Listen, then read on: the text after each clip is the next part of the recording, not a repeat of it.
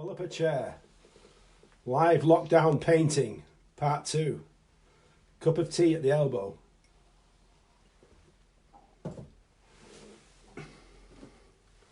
I hope you're keeping well, and I hope you're keeping your spirits up. Let's see what we can do to assist with that. This painting here is a demonstration piece I did for Windermere Art Society. And I was thinking of a follow-up after the great response from the last Wednesday evening session, that it occurred to me I could use this to paint still reflections on water. So what I did was I've painted out the water area with some primer, and this is an acrylic painting so it won't take any harm, and then I'm going to repaint the water in oils. So that's the plan of action for tonight. Here's my palette ready and I'll get going. Let's see what we've got. We've got white here. This is oils. And this is ochre, yellow ochre.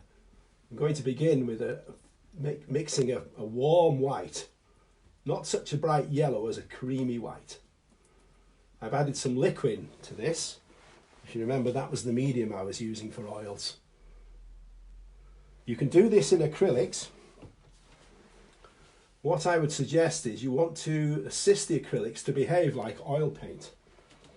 So with that in mind, may I suggest that you get hold of some of this if you want to give it a go with acrylic, the slow drying medium. And all you do is spray up the area of water and wipe it off with a cloth, and then dip into some of this and brush it on in a nice even film. Nice and thin, and then use some of it to dip the brush in as you're working, and it will make the paints behave very much like oil. You'll have plenty of time to blend and do all of the special effects particular to oils. Let's get going. The first thing I'm going to do in this area of water, I'm looking at that radiant sky because we're talking about the reflections. So here goes. The first thing to do is to echo the colours of the landscape in the area of water. This creamy yellow is an approximation of that light in the sky. I think this will be quite, if I can steady my nerves a bit, this will be quite a relaxing painting demonstration. So we'll just slow the pace down. Listen to the brush strokes.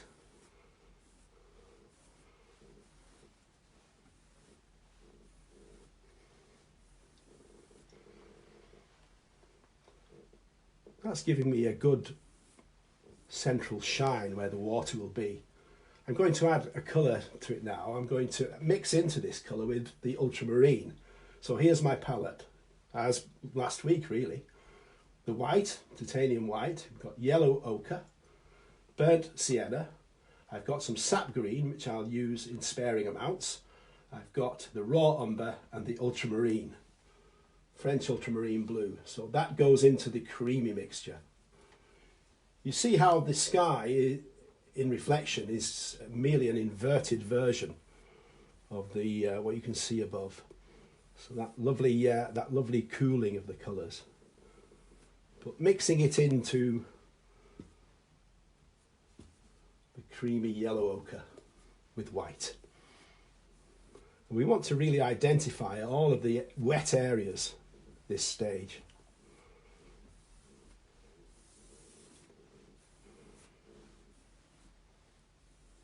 Hope you can hear the brush strokes there. It's all part of the contemplation of the painting, trying to create this calm, serene feeling. See how this darkens towards the zenith. The same thing happens in the water. So this is more of the blue, more of the umber. When you mix the blue with the umber and the white and the ochre, in this instance, I'm hoping it will stay as a bluish colour, not turn into a brownish mix. See, darkening with each of these stages.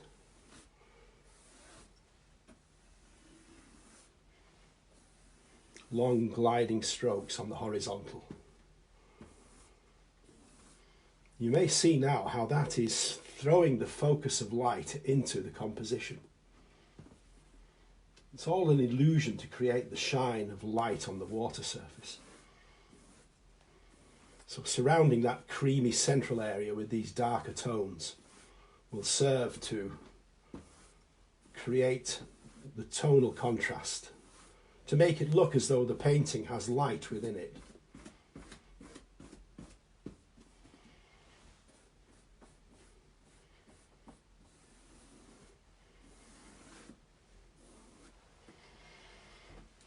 Now, an important technique, which I mustn't overlook, is what happens next. We're going to manipulate this and try to graduate the colours. So this brush now has a build-up of paint. We need to clean it off, or we could use a clean brush, a new brush. Either will do, but if you're using the same brush, you need to just wipe it on a cloth. Take off the excess paint, but not to rinse it in the white spirit or water if you're using acrylic. Then you should be able to graduate the colours. See how that blue is sweeping back into the cream?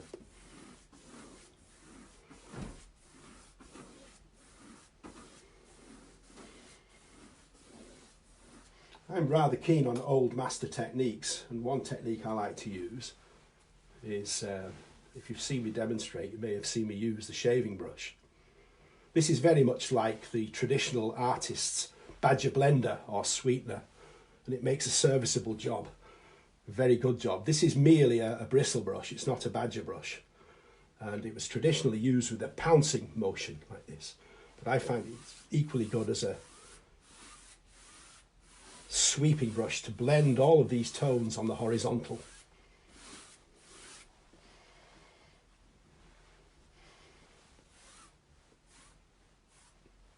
So we have this transition from the cream to the blue and then back again. I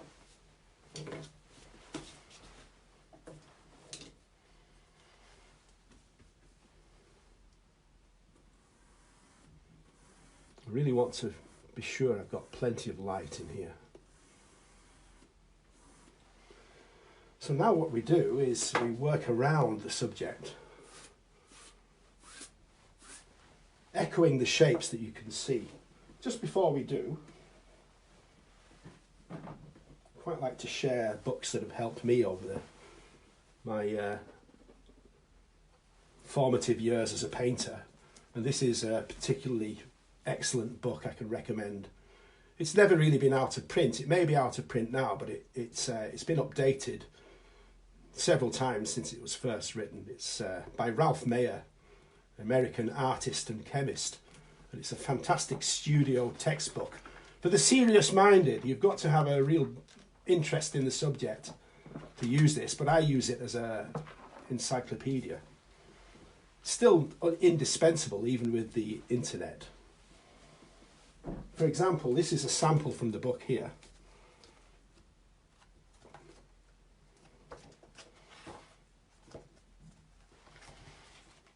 About the use of the badger blender. Here we see a glaze being applied. And you see there, that's a traditional sweetener, and it's stippling out the glaze, creating exactly that transition I just produced there. But it was traditionally used with like a pouncing, stippling technique.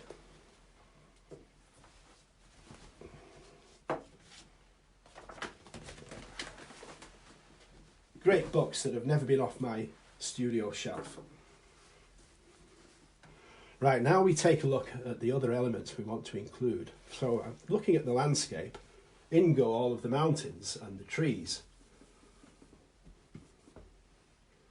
This is very similar to the sky colour. It's an echo of these lofty crags. This landscape is invented, it's made up, but in my mind's eye it was similar to the area of landscape along the Derwent in Borrowdale. I just sort of brought it from memory really, but I just used it as a composition for a demonstration. So what we do is we think of those mountains reflecting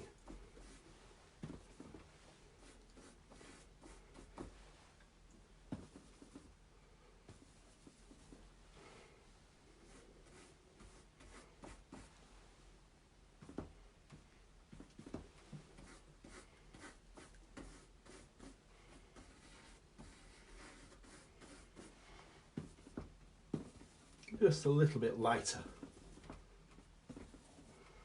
The reflections of the receding mountains come into play. There are rules of light and reflection which are handy to learn. But if you have a reference material or if you're painting on the spot, you can observe what's going on. But these mountains here, they're going to reflect directly beneath the shapes of them. I'm leaving a sliver of bright light there. That will be where the water is agitated and reflecting brightness. The mountains are set back from the river, so the full volume isn't seen in reflection. But anything that's vertically near the banks will be seen in its full volume. The grassy sward won't be seen because it's facing the sky. It's anything that's on the vertical will be visible. Let me just show you some painting brushes I'll be using here. The next one is a brush like this, a flat bristle brush.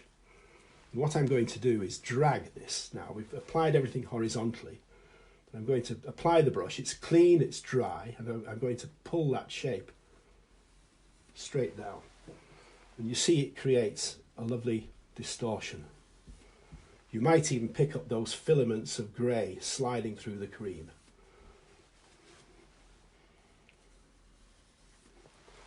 Constantly wiping the brush with the cloth.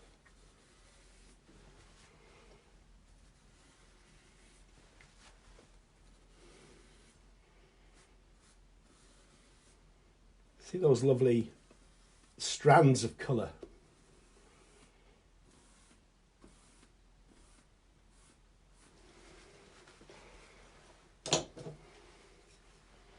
I'm happy with this brush, so I'll keep going. Next up is this bank. The warm colours of that eroded bank. Burnt sienna, ochre, touch of raw umber, all nearby. Just put a little echo of that colour in there.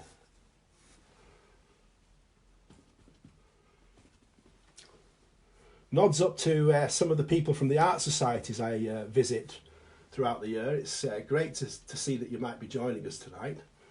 I hope I don't miss anybody out, but people at Keswick and Penrith and Ambleside. Over on the borders, I think it's Hutton in the Forest I've been to. And then closer to home, we've got, I've said Ambleside, we've got Lancaster and my friends at Bolton-le-Sands and Arnside. I know that some of you will be watching. And of course Barrow Artists and Lytham St Anne's. All of these places that I've got to know people as friends. Did I mention Barrow Artists? Ulverston Society. Blackpool, of course. I go to Blackpool. Very welcomed there, Blackpool and Lytham. See, these are reflections of the warm colours of that bank. Now some of the other colours. Well, just before I do that, let's do the same treatment, pulling this colour, dispersing it on the vertical axis.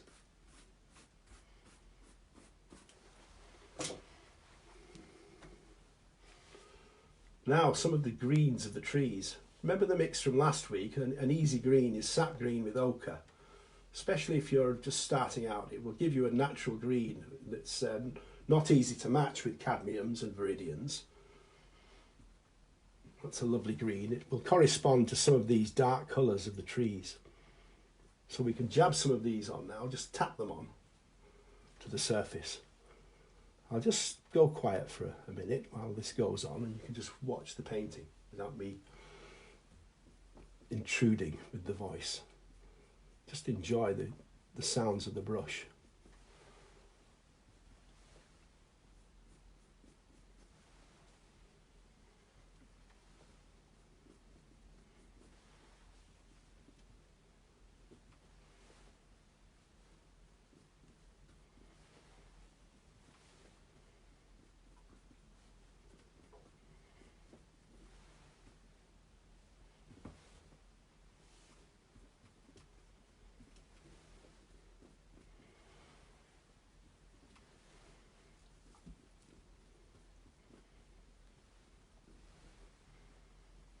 looking at the volume and the height, trying to line these shapes up.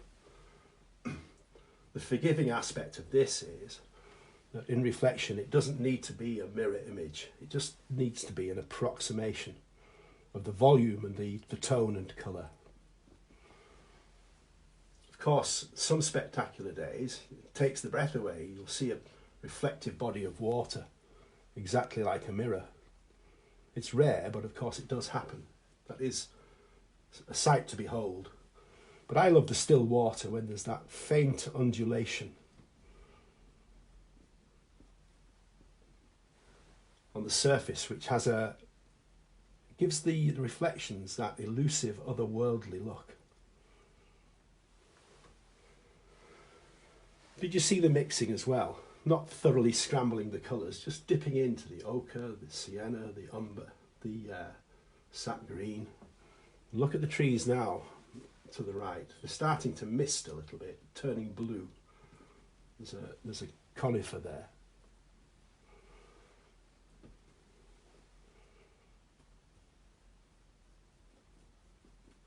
It's corresponding the shape beneath.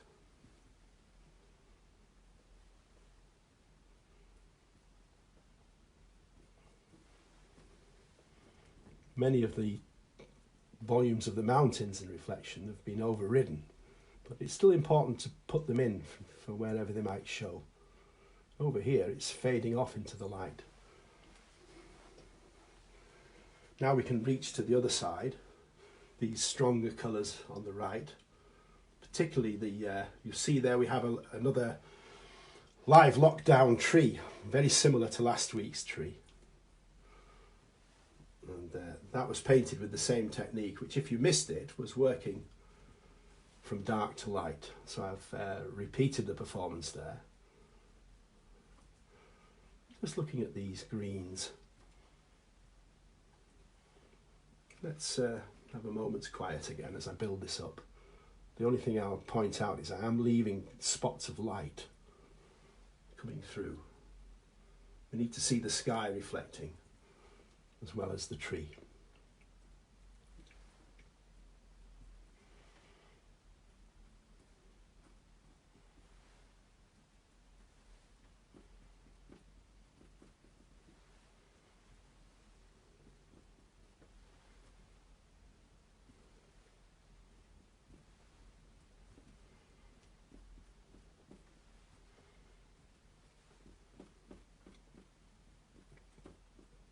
The same technique.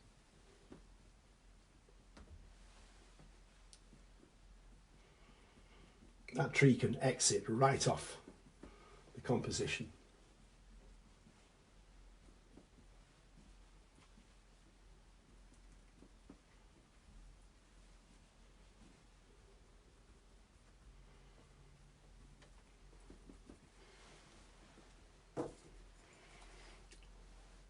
A finer brush now to take some of the dark umber, a little bit of sienna.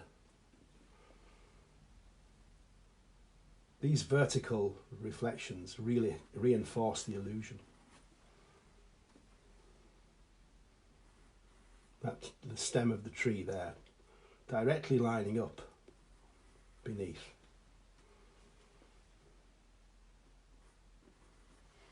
A few supportive branches and saplings.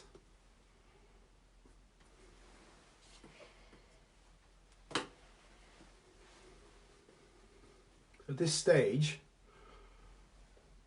most of the elements are in place. And if the tones are working, it should already start to give an illusion of reflection. It's the next bit that really transforms the equation and produces what you hope will be a captivating effect of the soft rippling light and reflection in the surface of the water.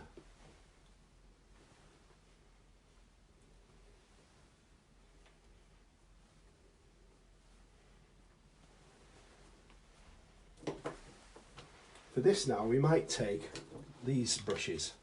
These are hakes, similar to the brush I used before.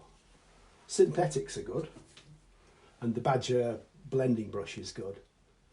But these hakes are particularly soft. They don't have much spring. They're just like they have this similar feel to a makeup brush with slightly more spring. We have the cloth to hand.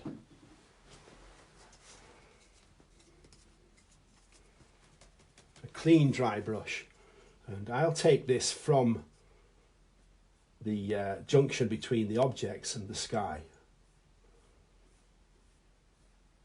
I'm going to drag that conifer, if you watch that, pulling it dramatically, extending the length of the shape. You'll have seen this, I'd imagine, and some of you will have painted it, where there's a distortion on the vertical, where the forms are picked up on the surface of the water and scattered towards the viewpoint. The tips are dispersed and softened into nothing. The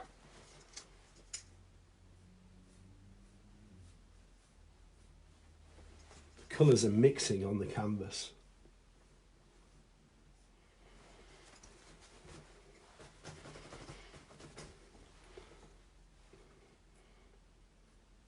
So I would begin away from the bank, and as it approaches the bank, I will ease off on the blending.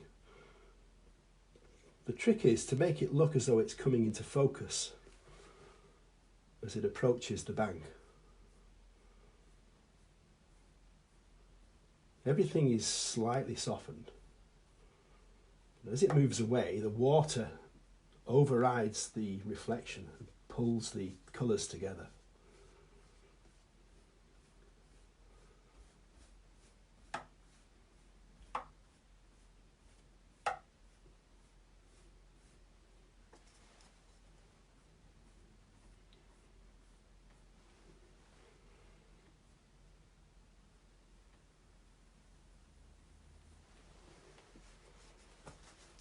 Often that's enough. That will give a very satisfying illusion of the reflections. But the final aspect would be to take a brush, unloaded, maybe just introduce it to the colours, and here and there just put some horizontal surface movement through.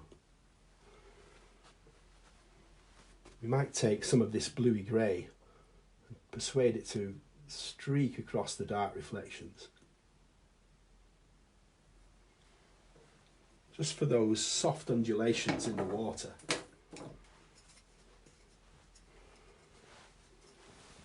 The camera angle means I'm going to have to adjust the grip on the brush, but we'll pull this horizontally through. Here and there, some very delicate little horizontal ripples will appear, just to reinforce. But it's important to create that vertical form before you do. A fan brush can be good for this. Not really loading any paint.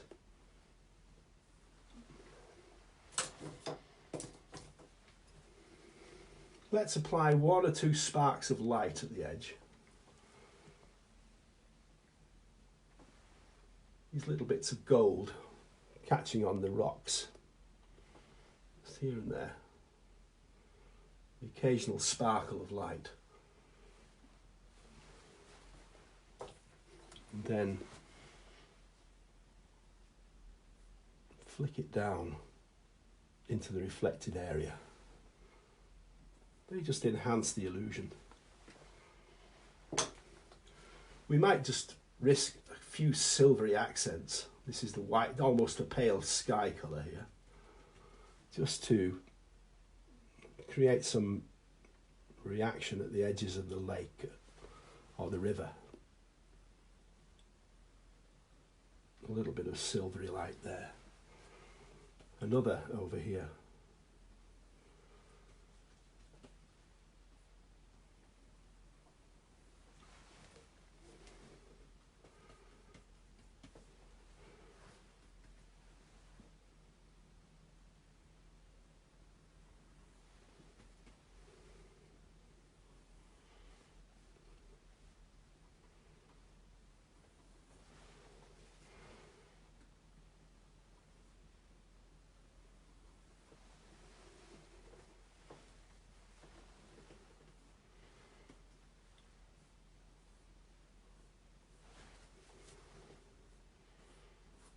faint touches of activity at the side.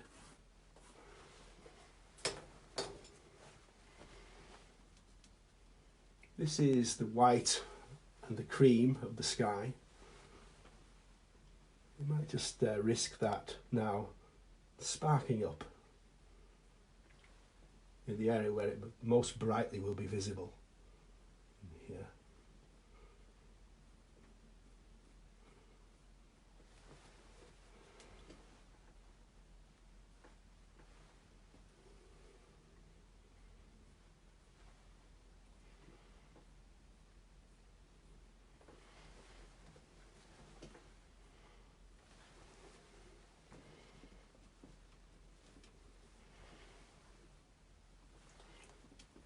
A few pebbles.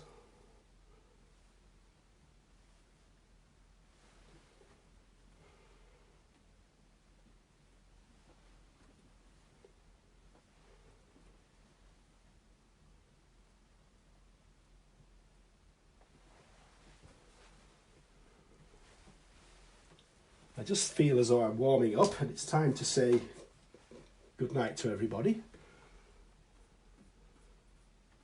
I started to feel as though I was painting after a while when I relaxed, and that's what I hope would happen. It'd be great if you could give this a go, but thanks very much for watching. And I'll have to think of something new for future reference. Good night to everybody.